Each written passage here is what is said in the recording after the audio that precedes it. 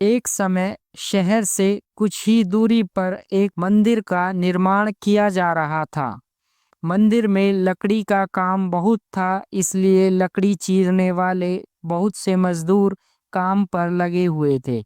यहाँ वहाँ लकड़ी के लट्ठे पड़े हुए थे और लट्ठे व शहतीर चीरने का काम चल रहा था। सारे मजदूरों को दोपहर का भोजन करने के लिए शहर जाना पड़ता था, इसलिए दोपहर के समय 1 घंटे तक वहाँ कोई नहीं होता था। एक दिन खाने का समय हुआ तो सारे मजदूर काम छोड़कर चल दिए। एक लट्ठा आधा चिरा रह गया था। आधे चिरे लट्ठे में मजदूर लकड़ी का कीला फंसाकर चले गए। ऐसा करने से दोबारा आरी घुसाने में आसानी रहती है। तभी वहां बंदरों का एक दल उछलता कूदता आया। उनमें एक शरारती बंदर भी था, जो बिना मतलब चीजों से छेड़छाड़ कर रहा था। पंगे लेना उसकी आदत थी। बंदरों के सरदार ने सबको वहां पड़ी चीजों से छेड़छाड़ ना करने का आदेश दिया। सारे बंदर पेड़ों की ओर चल दिए, पर वह शैतान बंदर सबकी नजर बचाकर पीछे चल रहा था और लगा अड़ंगेबाजी करने। उसकी नजर अधचिरे लट्ठे पर पड़ी। बस उसी पर पिल पड़ा और बीच में अड़ाए गए कीले को देखने लगा। फिर उसने पास पड़ी आरी को देखा। उसे उठाकर लकड़ी पर रगड़ने लगा। उससे किर किर की आवाज निकलने लगी, तो उसने गुस्से से आरी पटक दी। उन बंदरों की भाषा में किरकिर का अर्थ निखट्टू था। वह दोबारा लट्ठे के बीच फंसे कीले को देखने लगा।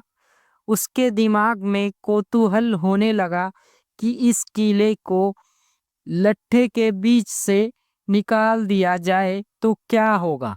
अब वह कीले को पकड़कर उसे बाहर निकालने के लिए जोर आजमाइश करने लगा।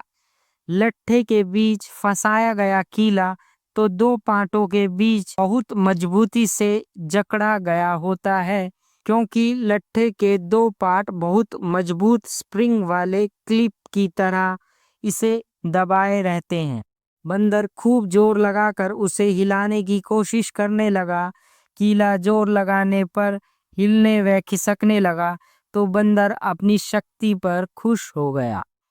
वह और जोर से खौं खौं करता कील सरकाने लगा। इस धींगा मुश्ती के बीच बंदर की पूंछ दो पांटों के बीच आ गई और जिसका उसे पता नहीं लगा। उसने उत्साहित होकर एक जोरदार झटका मारा और जैसे ही कीला बाहर खींचा, लट्ठे के दो चिरे भाग फटाक से क्लिप की तरह जुड़ गए और बीच में फंस गई बंदर की पूंछ। बंदर चिल्ला उठा। तभी मजदूर वहां लौटे। उन्हें देखते ही बंदर ने भागने के लिए जोर लगाया तो उसकी पूंछ टूट गई। वह चीखता हुआ टूटी पूंछ लेकर भागा। इसलिए कहता हूं कि जिस काम से कोई अर्थ ना सिद्ध होता हो उसे नहीं करना चाहिए। व्यर्थ का काम करने से जान भी जा सकती है। अगर आपको ये कहानी पसंद आई हो तो please subscribe, like, comment and share with your friends. Thank you.